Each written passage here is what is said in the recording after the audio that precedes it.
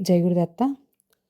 శ్రీమద్ భగవద్గీతలో భగవానుడు ఆత్మతత్వం అనేది చాలా సుసూక్ష్మమైనది అనే విషయం చెప్తూ ఈ శ్లోకం చెప్తున్నారు.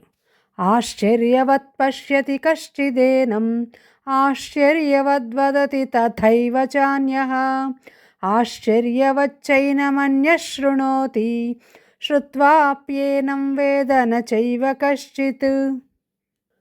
అర్జున, ఒకానొకడు ఈ ఆత్మను ఎప్పుడూ చూడని ఆశ్చర్యకరమైన వస్తువులాగా చూస్తున్నాడు. అలాగే మరి ఒకడు ఈ ఆత్మను గురించి ఆశ్చర్యకరమైన వస్తువును గూర్చిలాగా చెప్తున్నాడు. మరి ఒకడు ఈ ఆత్మను గురించి ఆశ్చర్యకరమైన వస్తువును గురించిలాగా వింటున్నాడు. మరియు ఒకానొకడు ఈ ఆత్మ గురించి విని కూడా తెలుసుకోవడమే లేదు. భగవానుడి ఉపదేశం ఇలా కొనసాగుతుంది. జై గురుదత్త. శ్రీ గురుదత్త.